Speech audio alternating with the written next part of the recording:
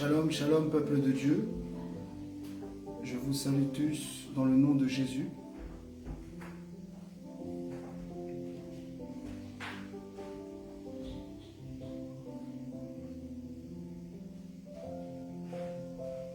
Je vous salue dans le nom de Jésus.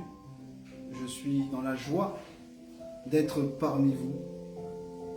Et vraiment, c'est une joie merveilleuse d'être parmi vous pour pouvoir parler du Seigneur. Je m'appelle le frère Rudy. Je prie à l'église Bois d'Acacia, dans la ville de Montgeron, dans la région parisienne. Et vraiment, je suis dans la joie d'être parmi vous. Là, vous êtes, je vous salue. Je vous salue. Et je suis dans la joie vraiment encore une fois d'être parmi vous. Et nous allons partager la parole du Seigneur. Nous allons partager un très bon moment dans la présence de notre Dieu. Et je suis honoré d'être ici avec vous. Et c'est le premier direct pour moi et je suis vraiment content. Je remercie la sœur Leslie qui m'a permis de faire ce direct. Et merci à tous les admins de la page The Love of God de me donner cette opportunité. Et que Dieu vous bénisse abondamment et que Dieu vous remplisse de la gloire de Dieu. Donc je vous salue. N'hésitez pas à partager ce live. N'hésitez pas pour que d'autres personnes puissent profiter de la parole de Dieu. Parce que ce n'est pas moi qui vais parler, ce n'est pas moi. Mais c'est le Seigneur qui va parler à travers moi. Voilà. Je suis vraiment content. Et que l'Éternel Dieu se manifeste. Que l'Éternel Dieu étende sa main puissante sur ce moment qui est important. Et je suis vraiment encore content dans la joie. Donc nous sommes sur un thème que nous parlons depuis maintenant plusieurs semaines, qui est le son de la trompette. Le son de la trompette. C'est un thème important. Et moi, par rapport au son de la trompette, j'ai pu dégager un sous-thème qui s'appelle l'enlèvement. Un sous-thème très important pour les enfants de Dieu. Un sous-thème capital dans la vie des enfants de Dieu, l'enlèvement. Et donc le Seigneur m'a mis à cœur de parler de ça. Et nous allons partager la parole de Dieu ensemble. Parce que je n'aime pas dire que je prêche, je me mets devant vous. Je ne suis pas plus que vous, je suis plus que personne. Et nous sommes ensemble, nous partageons la parole du Seigneur. Et nous allons parler et que le Seigneur se manifeste. Alléluia. Donc je vous salue encore dans le nom de Jésus. Je vous salue. Donc partagez ce live et n'hésitez pas à le partager pour que tout le monde puisse bénéficier de cette opportunité. C'est une opportunité énorme que le Seigneur fait de parler à son peuple. Quand l'Éternel Dieu parle à son peuple, soyez sûr que derrière il y aura la bénédiction. Soyez sûr que derrière il y aura quelque chose de grand, derrière quelque chose de fort. Et le Seigneur va se manifester. La Bible dit que quand le Seigneur parle, il y a derrière la bénédiction. Et celui qui a croisé Christ, sa vie n'était plus le même. Donc là où tu es, tu peux commenter, je suis prêt, même en français, même en anglais. Et je salue la compagnie anglophone et que le Seigneur vous bénisse. C'est vrai que mon anglais n'est pas top. Mon anglais n'est pas top, mais je vous salue au nom de Jésus. Est-ce que quelqu'un peut commenter « Je suis prêt » ? Est-ce que quelqu'un peut commenter « Je suis prêt » ? Gloire à Jésus, gloire au Seigneur, gloire à mon Dieu, gloire à mon Dieu. Oh Yahweh, nul n'est comme toi.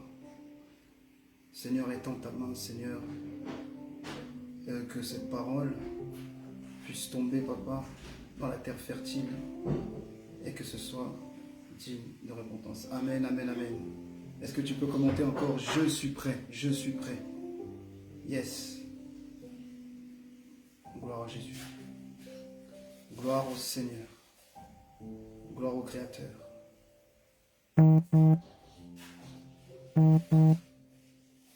Je vais commencer, bien-aimé, le message. Vous savez, j'aime pas trop parler de moi. Je n'aime pas beaucoup parler de moi. Je préfère parler du Seigneur. Je préfère parler de Jésus. Et moi, je suis dans la joie parce que Dieu m'a fait grâce d'être un enfant de Dieu, de m'avoir choisi. Et c'est une opportunité énorme d'être encore à chaque fois devant son peuple. Et c'est une charge à chaque fois. Quand on parle du Seigneur, on reçoit une charge et que derrière, on doit la transmettre pour le peuple de Dieu. Et cette charge, je l'ai tenue toute cette semaine, bien-aimé. Tous ces derniers jours, quand on m'a dit que j'allais parler de la part du Seigneur. Et je vais vous la donner, cette charge, un petit peu. Alléluia. Donc nous parlons, bien-aimé, du son de la trompette, un thème important, un thème capital. Et quand on parle du son de la trompette, on peut le définir comme une annonce, on peut le définir comme un signal, on peut le définir comme quelque chose qui va annoncer un événement important.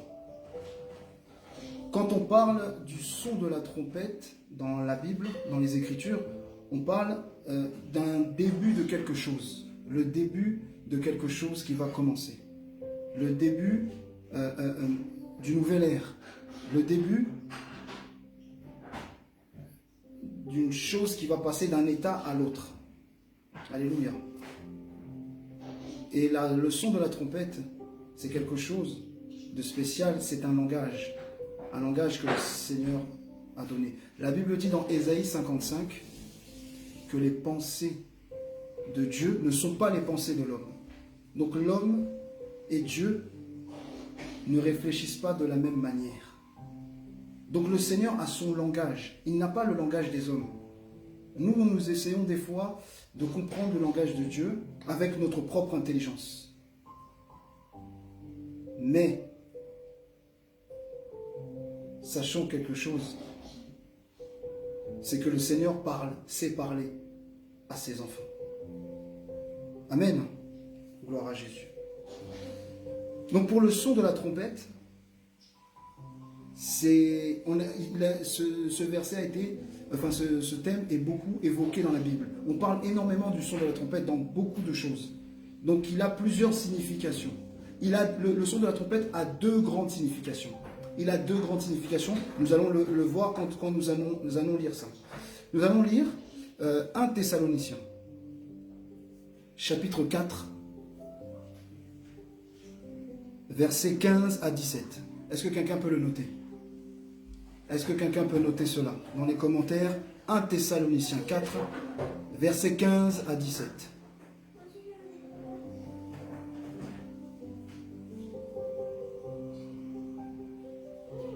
Alléluia, amen. Ésaïe 55, verset 9. Sur les pensées de Dieu qui sont différentes des pensées de l'homme. Amen. Essayons d'être en interaction. Bien aimé, on partage, on est ensemble. Donc n'hésitez pas. Il y a des versets que je connais, mais je ne connais pas des fois le verset exact dans la Bible. Donc prenons 1 Thessaloniciens 4, versets 15 à 17. Celui qui a ce passage qui me dit « Ok », que je puisse lire. Donc je répète, 1 Thessaloniciens 4, versets 15 à 17. Ok.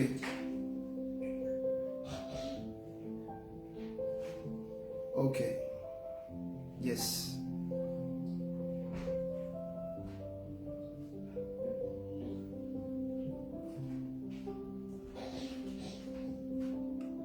Donc bien aimé, la Bible dit ceci. Voici en effet ce que nous vous déclarons d'après la parole du Seigneur, nous les vivants restés, pour l'avènement du Seigneur, nous ne devancerons pas ceux qui sont morts.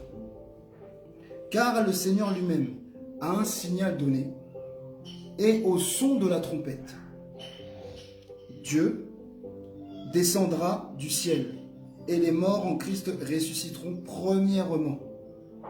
Ensuite, nous les vivants, qui semblent enlevés, avec eux, sur des nuées, à la rencontre du Seigneur, dans les airs, et ainsi, nous serons toujours avec le Seigneur.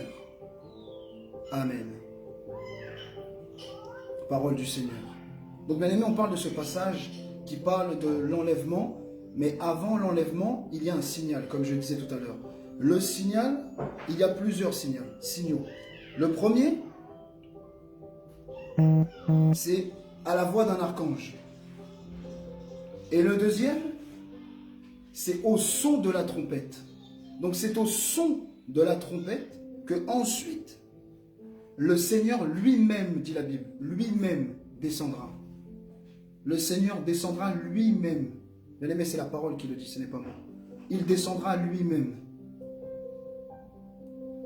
à la voix d'un archange et au son de la trompette. Donc ça veut dire que ce jour-là, quand il y aura le son de la trompette, la voix d'un archange et le son de la trompette, le Seigneur descendra lui-même. Et quand il descendra lui-même, il y aura un changement. Le jour où il va descendre, le monde qu'on aura connu ne sera plus celui-là. Ce sera un événement énorme. Et l'enlèvement est quelque chose que les chrétiens doivent attendre, que les chrétiens doivent préparer, que les chrétiens doivent savoir. Parce que beaucoup de chrétiens ne sont pas au courant qu'il y aura l'enlèvement de l'Église.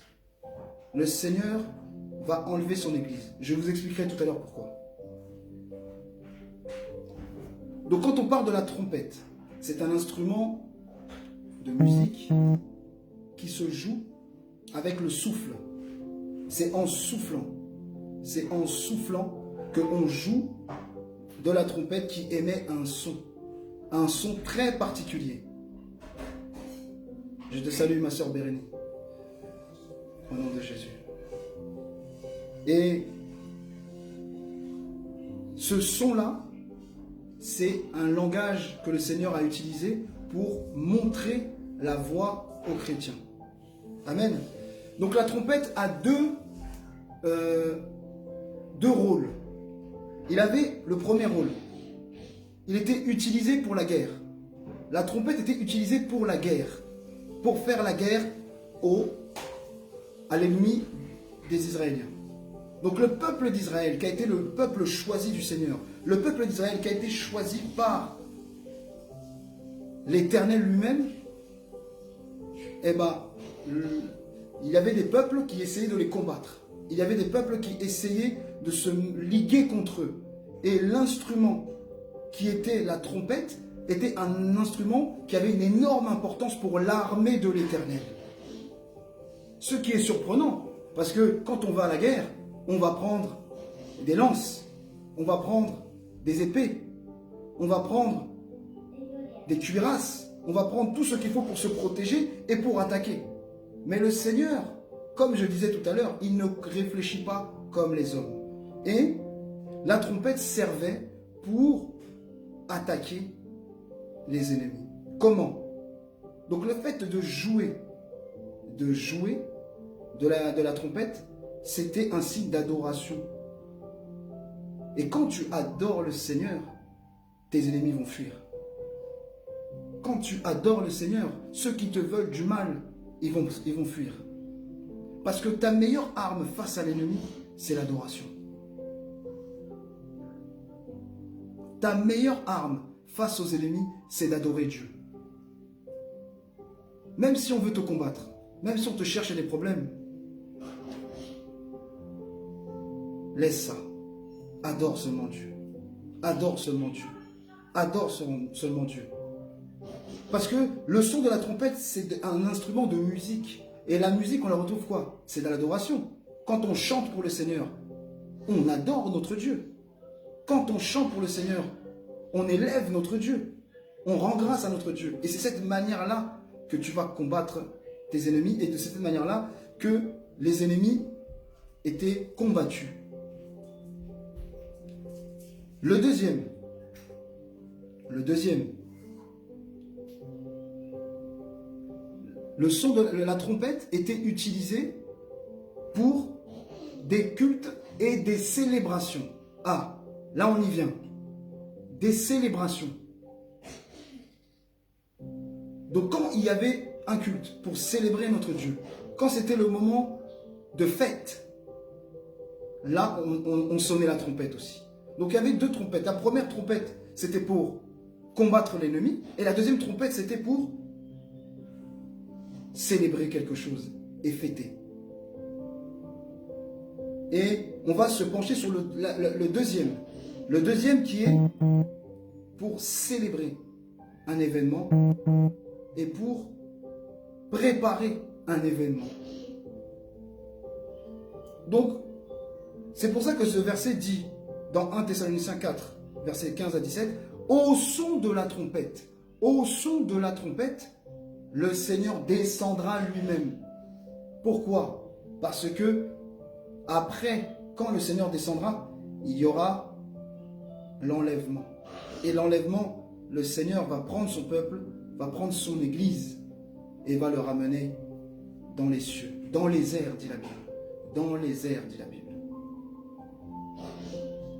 Donc cette trompette, c'est une bonne nouvelle pour les enfants de Dieu.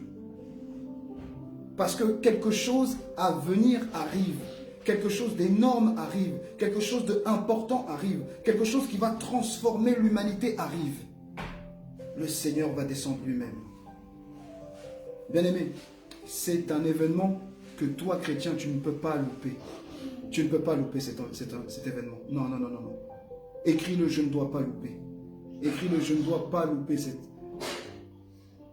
cet enlèvement. Dis-lui que je ne peux pas. Je ne dois pas. La trompette, ce son-là. Parce que non seulement il y a l'instrument, mais il y a aussi le son. Donc quelqu'un va émettre un son. C'est l'ange de l'Éternel qui va émettre le son de la trompette. Et ça annonce quelque chose de grandiose. Et ça annonce quelque chose de merveilleux. Un moment de joie incomparable. Bien aimé, c'est le meilleur des événements. C'est le meilleur des événements qui va arriver. Parce que le peuple de Dieu sera enlevé. Bien aimé, aujourd'hui, l'objectif, c'est que tu puisses changer ta façon de voir les choses de Dieu. Que tu changes ta vision, ta mentalité. Il faut que ta mentalité change aujourd'hui. Il faut que ta mentalité change aujourd'hui. Et c'est vraiment important. Donc la trompette, le son de la trompette, ce sera la célébration. Nous allons célébrer le Seigneur. Ce sera un moment de fête. Une joie qu'on n'a jamais vue. Une joie qu'on n'a jamais vue. Indescriptible. Et bien aimé, en tant que chrétien, toi, tu as cette mission d'annoncer la trompette. Annoncer le son de la trompette. Annoncer qu'un événement arrive. Annoncer qu'une fête extraordinaire dans les cieux va se passer. Tu dois annoncer cet événement. Vous savez, quand quelqu'un a une bonne nouvelle, quand quelqu'un, je prends l'exemple, quand quelqu'un est sur le point de se marier, bien aimé, il est dans la joie. Il peut même le dire à la terre entière. Il va prévenir tout le monde. Je vais me marier tel jour. Je vais me marier. Je vais me marier. C'est un événement important dans sa vie. C'est un événement important dans sa vie. Mais cet événement-là, c'est encore plus important.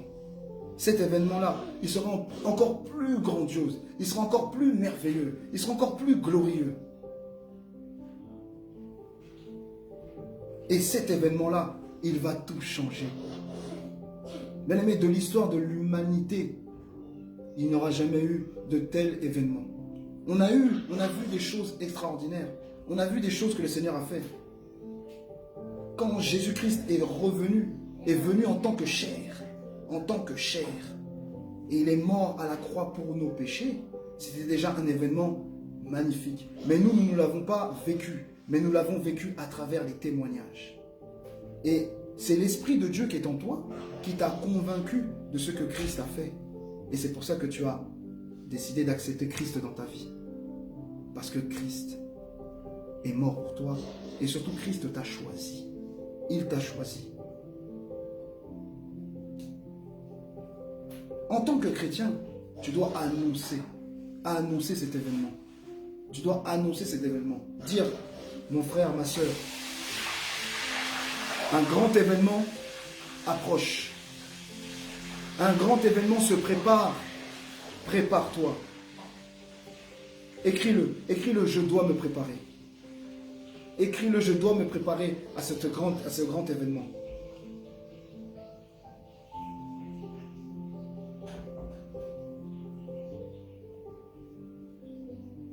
Alléluia. Tu dois te préparer à cet événement. Tu dois te préparer à cet événement.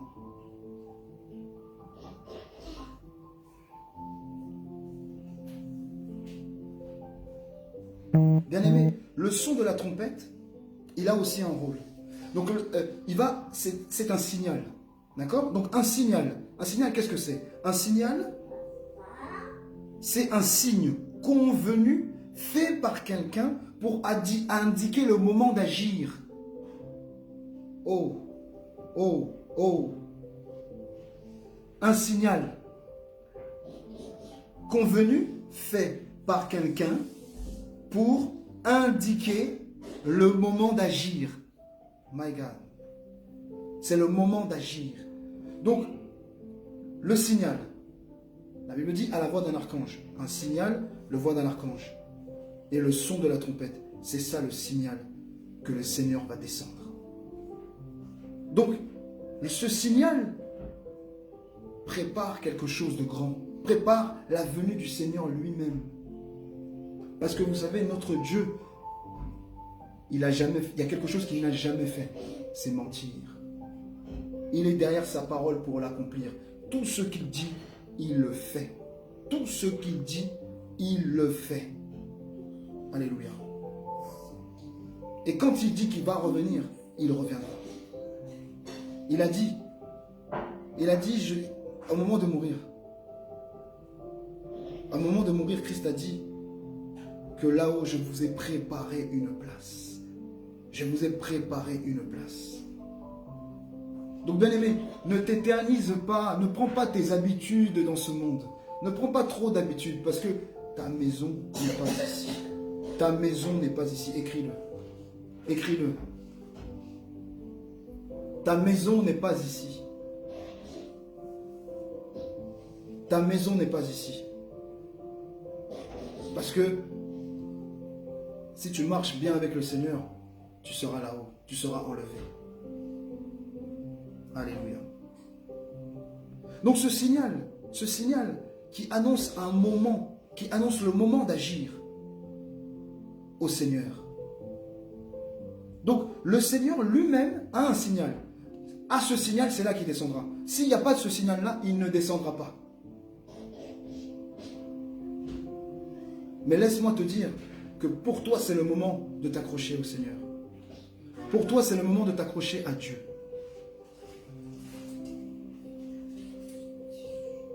Dis-lui, Seigneur, je veux m'accrocher à toi. C'est le moment. Bien-aimé, c'est le moment. Alléluia. Donc voilà pour le son de la trompette. Voilà pour le son de la trompette. Et ça, c'était une petite introduction, un préambule, avant d'entrer dans le sous-thème qui est l'enlèvement lui-même. Qui est l'enlèvement.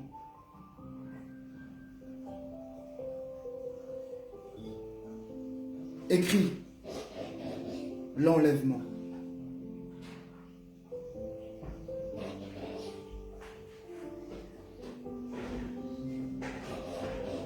Écris l'enlèvement. Oh, Jesus. L'enlèvement. Quand on parle de l'enlèvement, c'est une promesse que le Seigneur nous a faite. L'enlèvement est une promesse que le Seigneur a faite. Donc regardez, on va partir de Genèse. Donc le Seigneur a créé les cieux, il a créé la terre. Il a créé le jardin d'Éden qui était la demeure de Dieu, qui ressemblait au royaume de Dieu. En fait, le jardin d'Éden, dans Genèse 3, c'était le paradis. Avec Adam et Ève, c'était le paradis. Parce que là où il y a le paradis, c'est là où il y a la présence de Dieu. Là où il y a le paradis, c'est là où on ne voit pas de mal. Parce que preuve en est, c'est qu'en réalité, Adam et Ève, ils étaient aveugles. Mais quand on dit aveugle, c'était aveugle par rapport à notre Dieu. C'est-à-dire que quand tu es dans la présence de Dieu, tu es aveugle. Parce que tu ne regardes pas ce qui se passe autour. Tu ne vois pas ce qui se passe autour. Et une fois que Adam et Ève ont péché, Dieu les a chassés du jardin. Donc, le paradis était fermé. Le Seigneur a fermé le paradis. Le Seigneur a fermé le paradis. Alléluia. Le Seigneur a fermé le paradis parce qu'il y a eu le péché, il y a eu désobéissance. Bien-aimé, le plus grand péché, bien-aimé, c'est la désobéissance au Seigneur. Le Seigneur n'aime pas qu'on le désobéisse. Ça, il n'aime pas.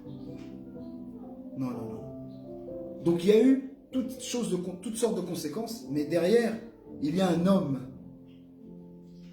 de 33 ans qui est venu réparer. Et il s'est sacrifié à la croix. Oh Jésus. Laisse-moi ouvrir là-dessus. Qu'est-ce qui s'est passé? Quand Ève a péché, Dieu a dit quoi? Que Ève, la femme, a l'autorité sur le serpent. Il a écrasé la tête du serpent. Quand on parle d'écraser le serpent, on parle de la tête, du crâne. Ok? Mais là où Jésus a été crucifié, c'est la croix de Golgotha. Golgotha veut dire crâne. Ça veut dire que Jésus, quand il est mort, il a vaincu encore le diable. Une deuxième fois. Une deuxième fois. Oh my God. Il a vaincu. Parce que Golgotha, c'est le crâne. Il a écrasé la tête du serpent une deuxième fois. Mais malgré ça, et le fait que si tu crois en Jésus-Christ, tu es sauvé, tu es sauvé, tu crois, tu es sauvé. Si tu crois, tu es sauvé. Mais malgré tout, le monde qui l'entoure est resté une partie quelque part sous la malédiction. Je m'explique. Je vais vous choquer.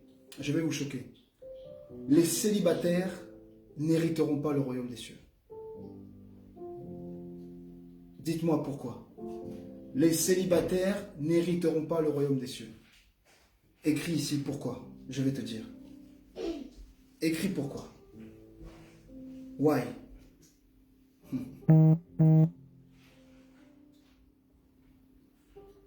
Oh Jésus. Je le répète encore, les célibataires n'hériteront pas le royaume des cieux. Dis-moi pourquoi. Demande-moi pourquoi. Yes, yes. Pourquoi? Je vais répondre. Apôtre Paul dit, je suis jaloux de vous. Apôtre Paul dit, je suis jaloux de vous, car je vous ai marié à Christ. C'est l'apôtre Paul qui dit ça. Il dit, je suis jaloux de vous, car je vous ai marié à Christ. Ça veut dire quoi? Ça veut dire que l'enlèvement, c'est l'époux Christ dans Éphésiens, l'époux divin. Il va venir chercher sa femme. Et sa femme, c'est l'Église. Donc l'Église est une femme. L'Église est une femme. Et le mari vient chercher sa femme. Donc c'est pour ça que je disais que les célibataires n'hériteront pas le royaume. Si tu es la femme de Christ, si tu es marié à Christ, si tu es marié à Jésus, si tu es marié au Seigneur des Seigneurs, au Roi des Rois, oh, tu lui appartiens. Tu lui appartiens. Et il viendra te chercher. Écris, écris. Je dois être la femme, je dois être marié à Christ. Écris-le, écris-le. Je dois être marié à Christ.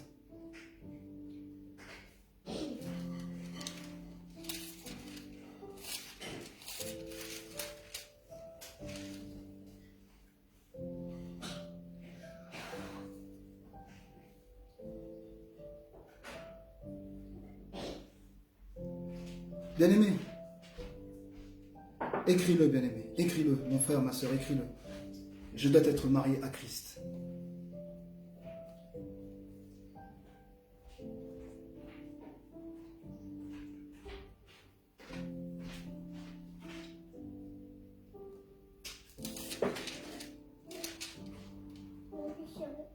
Oh, gloire à Jésus.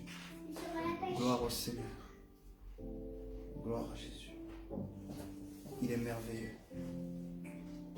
Bien-aimé, si tu es marié à Christ, tu es la plus heureuse et tu es le plus heureux. Parce que même moi, je suis une femme devant le Seigneur. Le Seigneur, vous savez, le Seigneur, il ne réfléchit pas comme les hommes. Tout l'ensemble de l'Église, il le voit comme une femme. En fait, la Bible est simplement une histoire d'amour entre un homme et une femme.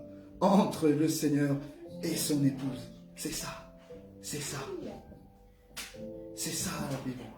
Bien-aimé, de Genèse à Apocalypse, c'est une histoire d'amour. Voilà pourquoi notre Dieu est tellement bon en amour.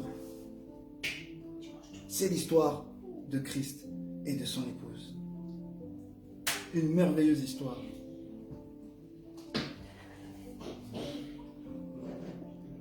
Allons dans 1 Corinthiens. 1 Corinthiens chapitre 15, versets 51 à 52. L'enlèvement.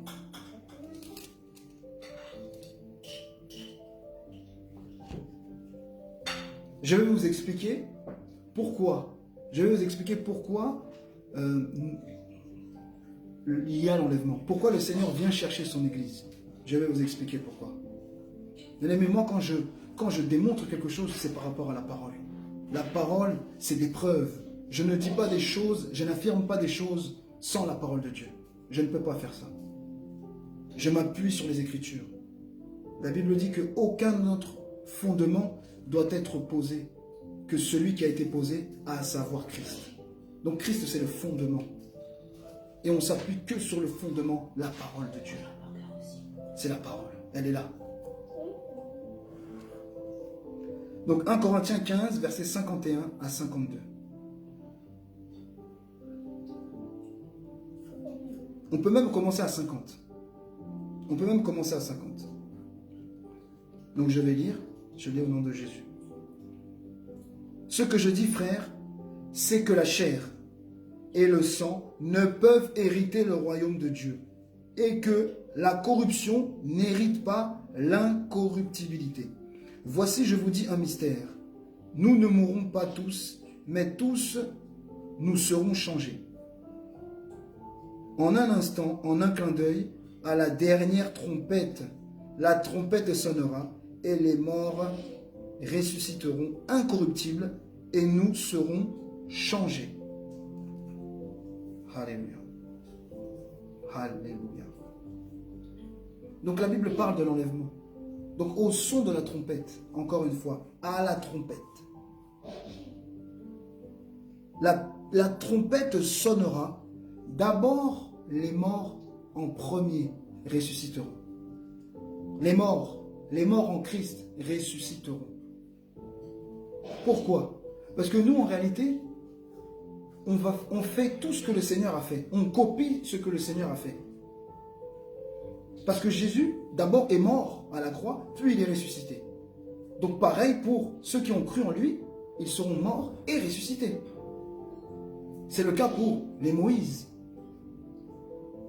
les Samson, les David, les Jephthé, les Abraham, Isaac, Jacob, Joseph, et j'en passe, et j'en passe, et j'en passe.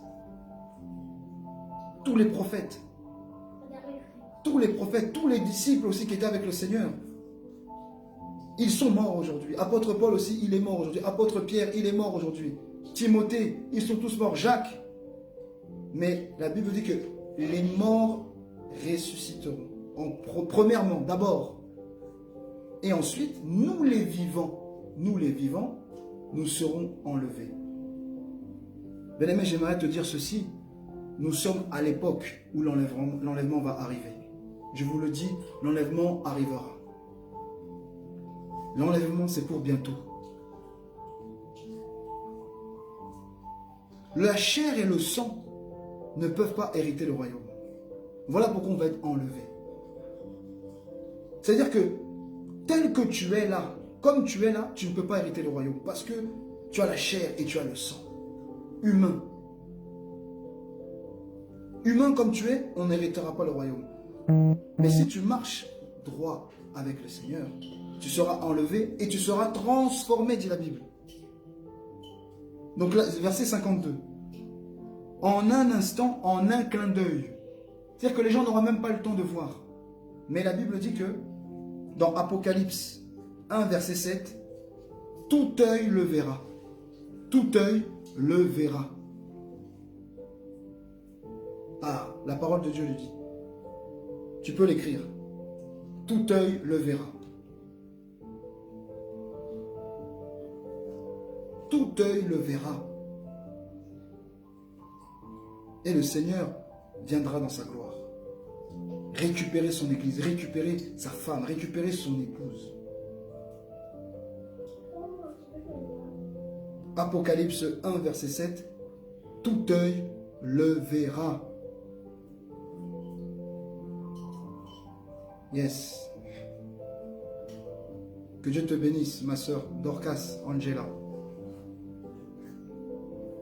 Tout œil le verra.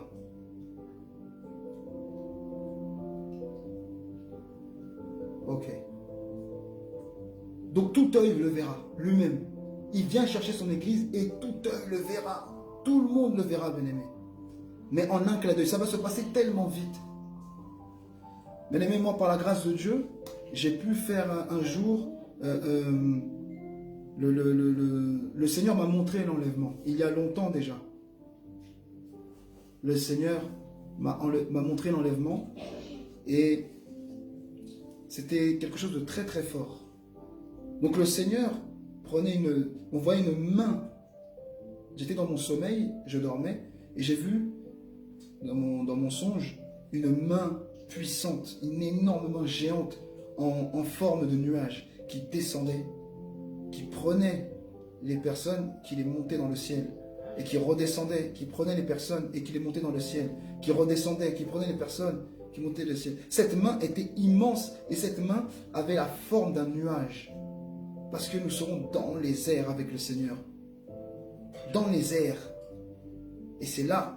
Donc cette main envoyait les personnes dans les airs. Elle les envoyait et partait. Elle les envoyait et partait. Elle les envoyait et partait.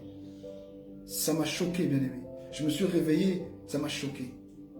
Mais le problème, c'est que ce jour-là, moi, je n'étais pas enlevé. Je n'étais pas enlevé. Pourquoi? Parce que à ce moment-là, je n'étais pas connecté avec le Seigneur. Parce qu'en ce moment-là, j'étais éloigné du Seigneur. Donc le Seigneur a voulu me montrer dans son amour, s'il y a l'enlèvement demain, tu vas louper. Parce que tu es loin de moi. Parce que tu es loin de moi. Donc bien-aimés, faisons attention. Faisons attention. Soyons connectés avec le Seigneur. Cherche le Seigneur de toute ta force. Comme je disais, l'enlèvement, ce sera un événement magnifique, un événement incroyable, un événement extraordinaire. Un événement extraordinaire. C'est un événement grandiose. De toutes les fêtes de ta vie, ne manque pas cette fête. Ne manque pas cet événement. Ne manque pas cet événement. Non, ne manque pas. Bats-toi. Accroche-toi, fais le maximum, mais ne manque pas cet événement merveilleux, magnifique qui va arriver. Et l'enlèvement, ce sera aussi un moment catastrophique aussi, pour le monde. Pour le monde, ce sera difficile. Pour le monde, ce sera un coup derrière la tête. Vous voyez là, dans cette période qu'on vit avec le coronavirus, les gens sont à la maison, les commerces sont fermés, on est obligé de mettre le masque pour sortir. Le moral des gens n'est pas au beau fixe. Les gens ne sont pas bien. Les gens sont tristes parce qu'ils ne peuvent plus sortir. Ils ne peuvent plus profiter en famille. Tout est fermé. Les musées sont fermés. Toutes ces choses sont fermées. Mais par contre, quand il y aura l'enlèvement, ce sera pire que ça. Ce sera pire que ça. Parce que vous savez, là encore, les gens ont des projets. Les gens ont des projets encore. Je vais me marier, je vais faire des enfants, je vais acheter une maison, je veux travailler. Je cherche un travail, j'ai un projet, je suis sur un projet, etc., etc. Mais quand l'enlèvement va arriver, pour ceux qui vont rester, ce sera très, très, très difficile. Parce que va s'en suivre la tribulation. Et la tribulation va durer pendant 7 ans. Et ça, ce sera très, très difficile pour les chrétiens. Pour les chrétiens, ce sera difficile, compliqué. Et il faut vous accrocher, bien aimés. Accrochez-vous au Seigneur. Toi, en tant que chrétien, tu dois te préparer à cet événement. Écris-le. Je dois me préparer. Écris ça, écris ça. Je dois me préparer. Dis-lui, écris, bien aimé, écris-le. Je dois me préparer. Je dois être prêt. Prépare-toi à cet événement. Prépare-toi. Vous savez, quand tu prépares un mariage, quand tu prépares une fête, je vais comparer beaucoup avec un mariage, avec la fête, parce que la fête, c'est quelque chose de joyeux. Quand tu te prépares pour une fête, tu prépares cet événement plusieurs mois à l'avant, même des années à l'avance. Moi qui me suis marié, j'ai préparé cet événement longtemps en avance. Je l'ai préparé. Il me fallait un beau costume, il fallait aller chercher la salle, il fallait trouver le DJ pour le mariage, il fallait se préparer les invités, il fallait décorer la salle. Toutes ces choses-là, il fallait préparer. Et plus le temps avançait, plus l'événement s'approchait, on se préparait, on se fait beau, on se fait belle, on va se maquiller, on fait on va chercher des beaux habits, on essaie de bien se faire joli pour préparer cet événement. Surtout les sœurs qui aiment bien se faire belles. Les sœurs, quand il y a le mariage, tout le monde est dans l'excitation. Oh là là, le mariage, il faut que j'aille faire mes cheveux, il faut que j'aille m'épiler, il faut que j'aille faire les sourcils, il faut que je fasse telle chose ou telle chose ou telle chose. Oh, j'aime comment elles font, ça me fait rire. Elles sont dans l'excitation, oui, je dois être beau, je dois être belle. Elle va chercher une belle robe, elle va mettre des beaux talons, il faut qu'elle soit belle, qu'elle soit propre et tout ça, tout ça. Et de la même manière que tu prépares ces événements-là, prépare-toi toi aussi pour la fête. Mais cette fête, oh Jésus, cette fête-là, bien aimé, ce sera la meilleure fête de tous les temps. Cette fête-là, oh là là, oh my God, Jesus. Cette fête, ce sera une fête merveilleuse, grandiose, la meilleure de toutes les fêtes, La rencontre avec le Seigneur, ce sera ta meilleure fête. Tu n'auras, comme tu vas fêter, tu n'auras jamais fêté de cette manière-là. Oh my God. Luc 12, on va lire. Luc 12, verset 40.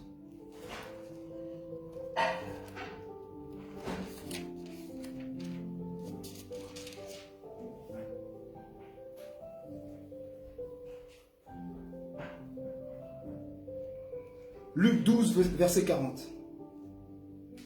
La Bible dit ceci. Luc 12, verset 40. La Bible dit ceci. Vous aussi, tenez-vous prêts, car le Fils de l'homme vient à l'heure où vous n'y penserez pas. Oh! Je répète encore. Vous aussi, tenez-vous prêts, car le Fils de l'homme viendra à l'heure où vous n'y penserez pas. Bien aimé, le Seigneur, la Bible dit que nous ne connaissons ni le jour, ni l'heure à laquelle le Seigneur viendra. C'est pour ça que tu dois être prêt. Toi, tu dois être prêt tous les jours de ta vie. Tous les jours de ta vie, tu dois être prêt. Tu dois préparer cet événement. Tu dois le préparer. Parce que tu ne sais pas quand est-ce que le Seigneur va venir. Peut-être que c'est tout à l'heure. Peut-être que c'est demain. Peut-être que c'est après-demain. Peut-être que c'est dans un mois. Peut-être que c'est dans un an. Mais prépare-toi. Prépare-toi. Parce que tu ne sais pas le jour où il va venir. C'est pour ça, bien-aimés, je vous en supplie, je vous en conjure, accrochez-vous au Seigneur, de façon à ne pas être surpris. Je vais vous dire quelque chose. Est-ce que vous savez que les chrétiens ne seront pas surpris en réalité du jour de l'enlèvement? Écris-moi pourquoi. Écris-moi pourquoi, je vais te dire. Écris-moi pourquoi nous ne serons pas surpris du jour du Seigneur.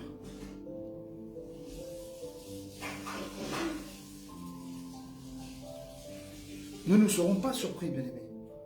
Nous ne serons pas surpris du jour du Seigneur. Non.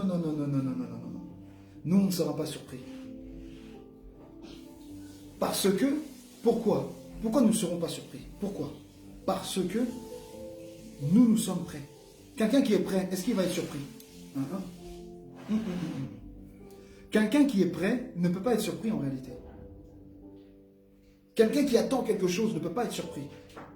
Donc ça veut dire que si le Seigneur vient demain, moi dans ma tête, je sais que le Seigneur peut venir demain. Donc je ne serai pas surpris. La Bible dit veillez. Soyez sobres. Veillez. Veiller, ce n'est pas faire de veiller. Non. Veiller, c'est être dans un état de prudence. Être dans un état d'attention, de regarder tout ce qui se passe à droite à gauche. Bien aimé, on est des enfants de Dieu. On doit suivre ce qui se passe dans les infos. On doit regarder comment ça évolue, la pandémie, le coronavirus, etc. Toutes ces choses-là.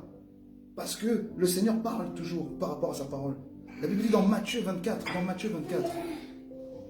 tous les signes que le Seigneur nous avait donnés, il y aura des guerres, il y aura des bruits de guerre. Il y aura des guerres, des bruits de guerre. Il y aura des tremblements de terre. Une nation se lèvera contre une autre. Il y aura la famine. Bien aimé, même la famine rentre en Europe. Europe qui est l'un des continents les plus développés. La famine commence à rentrer en Europe. La famine commence à rentrer en Europe. Oh. Bien aimé, on passe des moments difficiles. La Bible dit que le cœur de plusieurs personnes se refroidira. Le cœur de plusieurs personnes se refroidira. Quand on parle, l'amour de plusieurs personnes se refroidira. Quand on parle de l'amour, c'est l'amour de Dieu. C'est-à-dire que l'amour de Dieu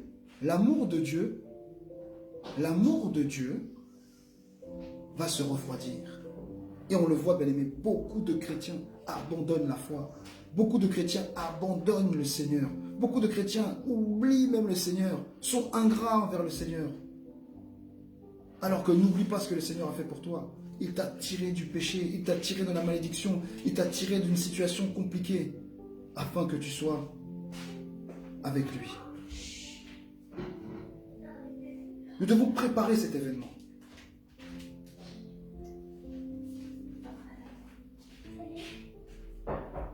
Nous allons lire un passage aussi important. Maintenant, on va rentrer dans la dernière phase du message, avant la fin. C'est qui sera enlevé maintenant? Qui sera enlevé? On va lire. Ceux qui seront enlevés, on va ouvrir. D'abord, j'aimerais dire quelque chose. Il faut que vous sachiez une chose. Christ est mort pour tout le monde, mais Christ ne viendra pas chercher tout le monde. Si tu veux que j'ouvre, écris j'ouvre. Écris, demande-moi d'ouvrir. Écris ouvre. Écris ouvre. Donc je répète, le Seigneur est mort pour tout le monde, mais le Seigneur ne viendra pas pour tout le monde.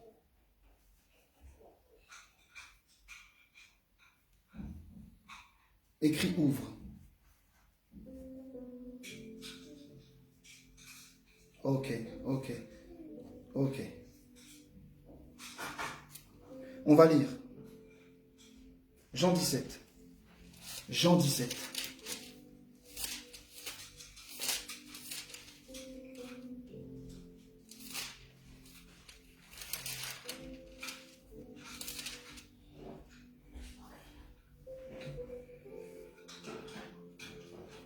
Jean 17, alléluia. Jean 17, versets 4 à 6. Jean 17, versets 4 à 6.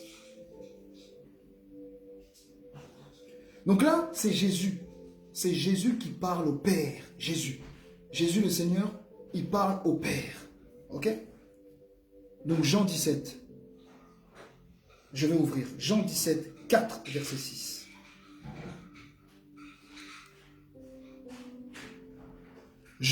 Donc Jésus il parle. Il dit, je t'ai glorifié sur la terre. J'ai achevé l'œuvre que tu m'as donné à faire. Oh Jésus. Et maintenant, toi, Père, glorifie-moi auprès de toi-même, de la gloire que j'avais auprès de toi depuis le commencement, avant que le monde fût. Avant que le monde fût.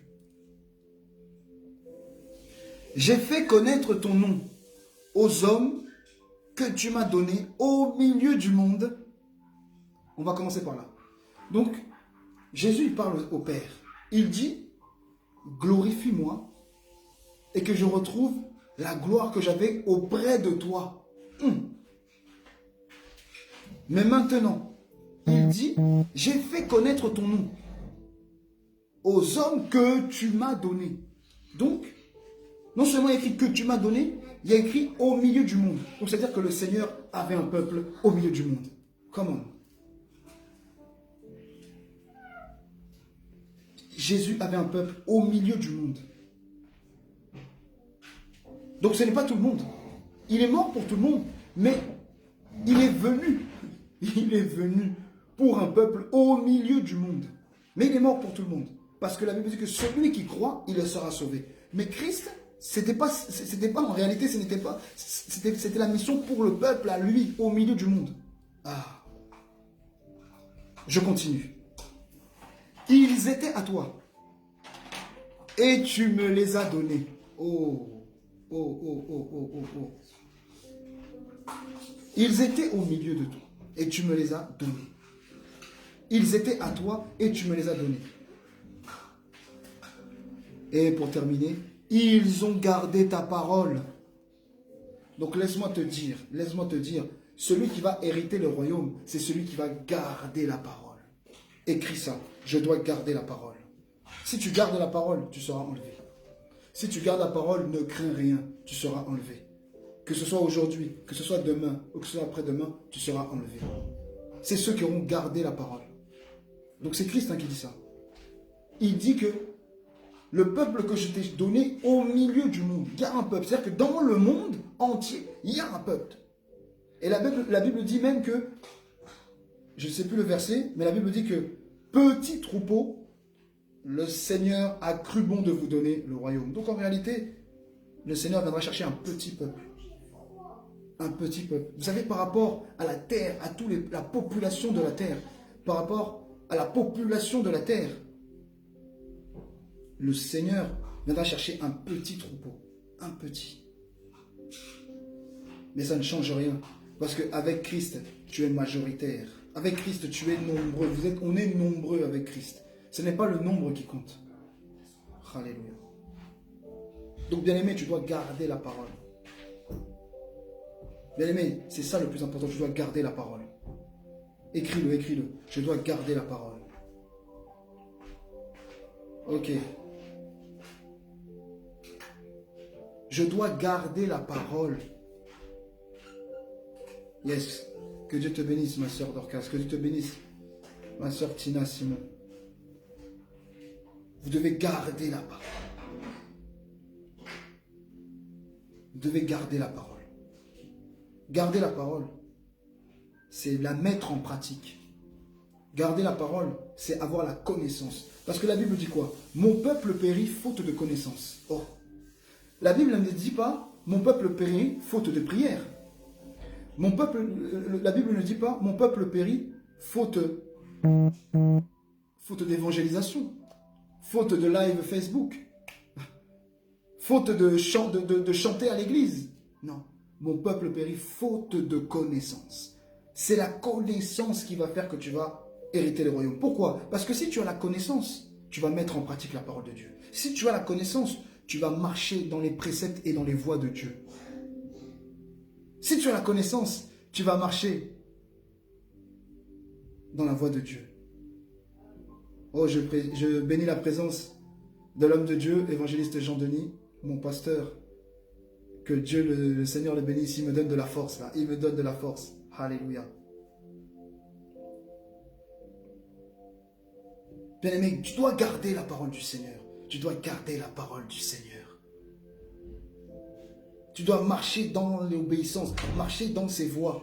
Et quand tu vas marcher dans ses voies, tu n'as pas à t'inquiéter. Tu n'as pas à t'inquiéter. Le Seigneur viendra te chercher lui-même. Il a une place toute réservée pour toi là-haut. Mais bien aimé, malheureusement, beaucoup de chrétiens ne marchent pas dans la connaissance, ne marchent pas dans la parole de Dieu, ne gardent pas la parole. C'est dommage. Bien aimé, je ne suis pas là pour condamner parce que Jésus n'a pas condamné. Jésus n'a pas condamné. Je ne veux pas condamner. Mais là où tu es, toi qui écoutes cette vidéo, toi qui vas l'écouter dans les jours, dans les heures qui vont arriver, il faut que tu retournes auprès du Seigneur et marcher dans ses voies. Bien aimé, c'est le plus important. Aujourd'hui, la Bible dit quoi? Dans Matthieu 24 encore, versets 37 à 41. On va lire rapidement.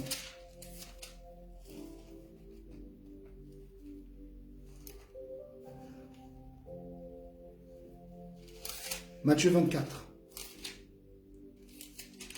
Matthieu 24, versets 37 à 41.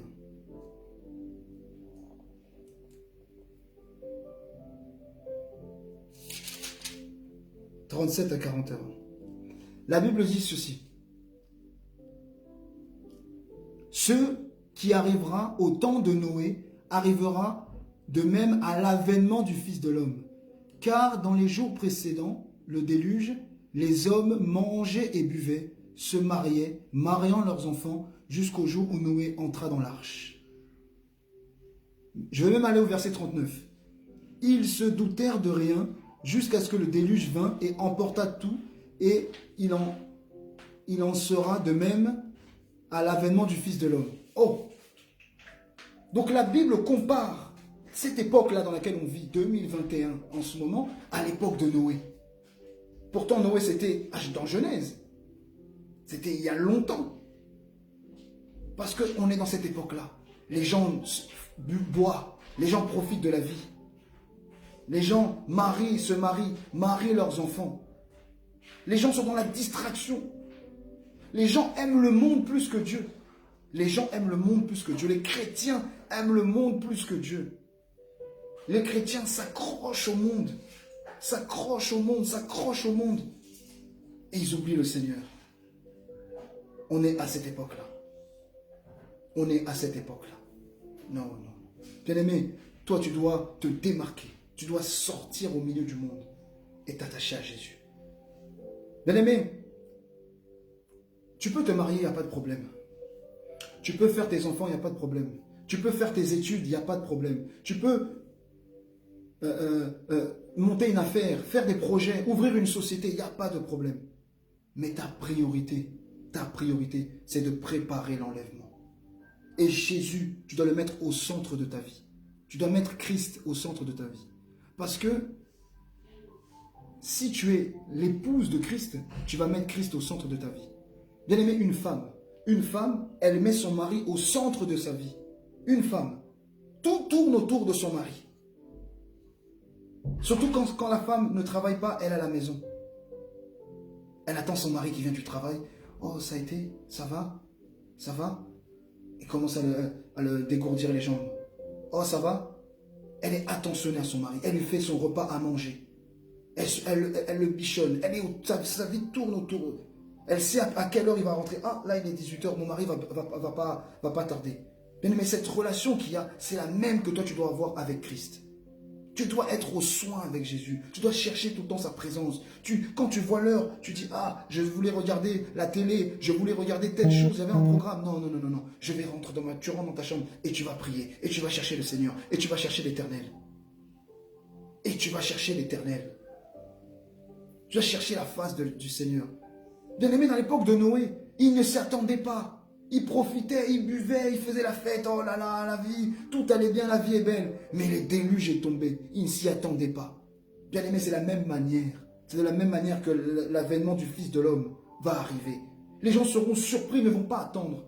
Mais nous, comme je disais tout à l'heure, nous ne serons pas surpris. Nous ne serons pas surpris parce que nous sommes prêts. Parce que nous sommes sur le qui-vive. Nous sommes concentrés.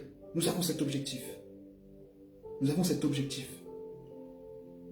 C'est pour ça, bien-aimé,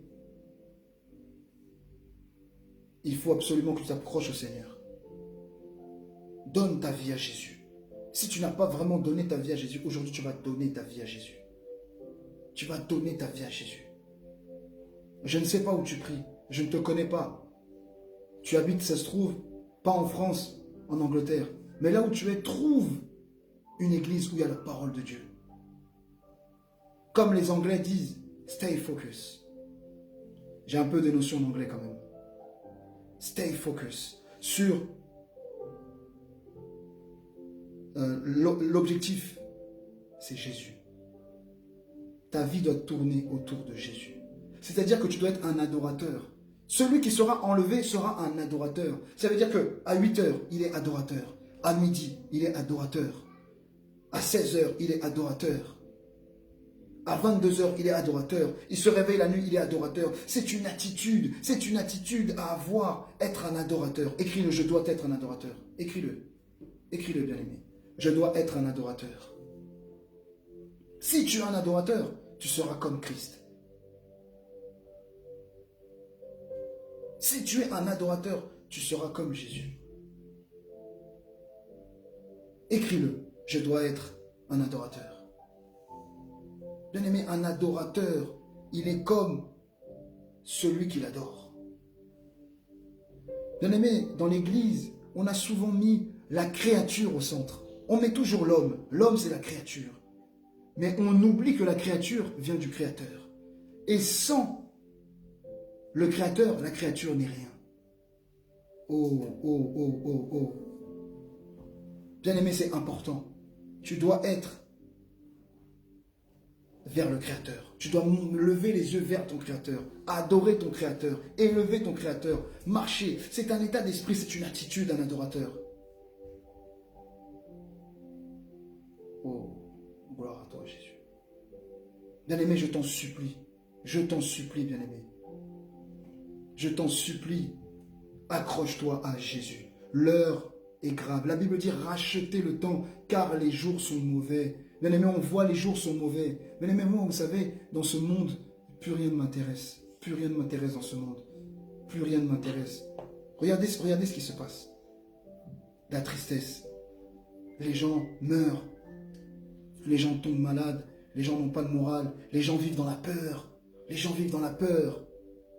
Les gens vivent dans la colère. La méchanceté est accrue. Bien-aimé, la Bible le dit dans 2 Timothée. 2 Timothée ou 1 Timothée. Sache qu'au temps de la fin, il y aura des jours difficiles. Les gens seront irreligieux, traîtres, orgueilleux, méchants, ennemis des gens de bien. Donc toi, tu veux faire le bien, mais les gens te haïssent parce que tu veux faire le bien. Bien-aimé, où va le monde? Le monde vit à l'envers. Le monde vit à l'envers. Le monde, non, bien-aimé, le monde, ça ne va pas. Rien ne va plus dans ce monde. La Bible dit que, dans le livre de Jacques, ceux qui aiment le monde sont ennemis de Dieu. Sont ennemis de Dieu. Bien-aimé, n'aime pas le monde. Quand je dis n'aime pas le monde, ce n'est pas les gens. N'aime pas le système. N'aime pas la mentalité. Voilà pourquoi tout à l'heure je vous disais que ta mentalité doit changer. Ta mentalité doit changer. Bien-aimé, on voit des abominations dans le monde. Bien-aimé, la dernière fois, j'ai vu un enfant de 8 ans. Un enfant de 8 ans, c'était un garçon. Il s'est transformé, il est devenu une fille. Il est devenu une fille à 8 ans, bien-aimé. Bien-aimé, non. Quand j'ai vu ça, j'ai pleuré dans mon cœur. J'étais triste. Non, non, non, non, ça me fait mal. Mais le Seigneur est bon toujours. Bien-aimé, malgré qu'il voit ça, Malgré qu'il voit toutes ces choses, le Seigneur, vous savez, le Seigneur est en colère. Le Seigneur est animé d'une grande colère. Mais parce que ses enfants sont encore ici, parce que le peuple de Dieu est encore là sur cette terre. C'est pour ça que, par les prières, on prie quand même pour les païens, on prie pour ceux qui marchent mal, on prie pour les homosexuels, on prie pour ceux qui font du mal, on prie pour ceux qui marchent dans la méchanceté, on prie pour ceux qui tuent les gens. On prie quand même pour eux. On a l'amour quand même pour eux. Que les seigneurs les touchent et qu'ils arrêtent ce qu'ils font, bien-aimés. Mais n'aimez pas le monde. Ne vous accrochez pas aux choses du monde. Voilà le message d'aujourd'hui sur l'enlèvement, bien-aimés. Au son de la trompette, il y aura l'enlèvement. Bien-aimés, ne manque pas cet événement. Ne manque pas cet événement. Tu peux manquer beaucoup de choses. Tu peux même manquer un jour de travail. Tu peux manquer même un jour d'école. Tu peux manquer même un anniversaire. Mais manque pas cet événement. On l'appelle l'avènement du Fils de l'homme. Ce sera cet événement grandiose. Bien-aimés, nous serons transportés dans les cieux. Nous allons défier la pesanteur. Bien-aimés, plus tu vas monter, plus ton corps sera transformé. Ton corps sera transformé. Et tu vivras la gloire avec le Seigneur des Seigneurs. Tu vivras la gloire avec Jésus-Christ. Tu vivras la gloire avec l'Éternel des armées. Bien-aimé, j'aime Jésus, je l'adore. Bien-aimé, j'adore Jésus. Jésus est tout pour moi. Jésus, c'est ma vie. Bien-aimé, je donne tout pour Jésus. Jésus, il est merveilleux. Jésus t'aime, bien-aimé. Il est extraordinaire. C'est lui le roi des rois. C'est lui le Seigneur des seigneurs. C'est lui le Dieu vivant. C'est lui le tout-puissant. C'est lui le créateur, l'homme de Galilée, comme on appelle, bien-aimé. On l'appelle l'étoile brillante du matin. On l'appelle le soleil de justice.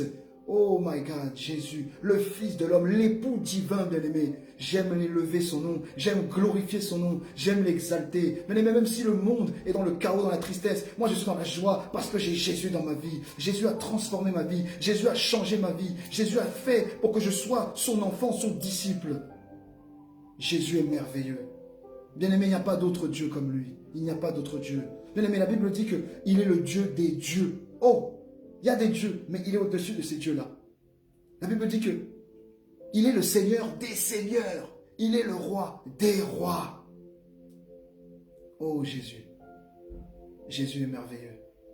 Jésus est merveilleux. Bien-aimé, accroche-toi au Seigneur. Bien-aimé, fais une introspection de ta vie. Fais un bilan de ta vie. Comment tu marches avec le Seigneur? Comment tu marches avec le Seigneur? Bien-aimé, je ne te connais pas. Mais laisse-moi te dire que Jésus, lui, te connaît. Alors, donne ta vie à Jésus. Accroche-toi au Seigneur. Bien-aimé, ta vie sera transformée. Parce que c'est Jésus qui transforme. C'est Jésus qui sauve. Bien-aimé, moi, mon message tourne autour de Jésus. Parce que quand on parle de l'enlèvement, c'est l'enlèvement, c'est Christ qui va enlever son Église. Moi, je ne parle que de Jésus. Je ne suis pas là pour parler de moi-même. Je ne suis pas là pour parler de mon pasteur. Je ne suis pas là pour parler de mes frères et de mes sœurs. Mais je suis là pour parler de Jésus. Je te présente Jésus et je te démontre que Jésus est Seigneur. Je te l'ai démontré. Par la parole. C'est à travers la parole que je t'ai démontré que Jésus est Seigneur. Bien-aimé, je vais prier. Je vais prier seulement quelques instants et abandonner le peuple de Dieu entre les mains du Seigneur. Et je sais qu'après cette prière, le Seigneur va se manifester. Là où tu es, tu seras touché. Même si tu n'as pas regardé cette vidéo en direct, tu la réécouteras, tu la regarderas plus tard. Éternel Dieu, Seigneur Papa.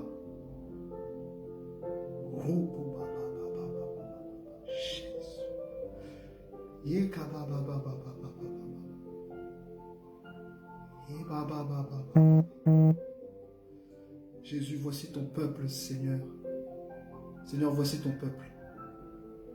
Yahweh qui a écouté ta parole et qui va écouter ta parole. Seigneur, Papa, que tu puisses sauver ton peuple. Yahweh, cet événement est important pour nous. L'avènement du Fils de l'homme. L'avènement de Jésus-Christ qui va revenir chercher son Église. Seigneur, nous sommes prêts. Yahweh, éternel Dieu, que toute personne qui a écouté son message soit bénie. Que toute personne qui a écouté ce message soit sauvée.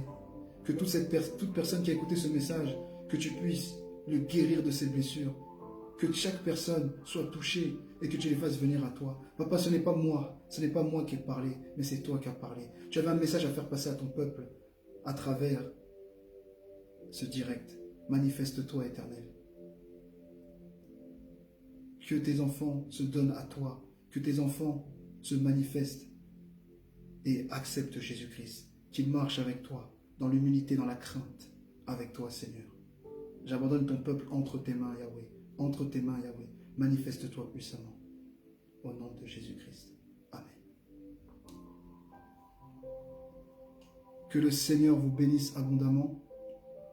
Et si tu n'as pas d'endroit où prier, tu peux venir à l'église Bois d'Acacia. Si tu veux me contacter, sur mon Facebook, Rudy Kalema. Et si tu habites en Angleterre, que le Seigneur puisse te toucher et que tu ailles dans une assemblée, là où il y a Christ, là où Jésus sera glorifié et là où on te parlera de l'enlèvement. Bien-aimés, que Dieu vous bénisse abondamment. Ça a été un plaisir, une joie. Je vous salue. Bonne soirée.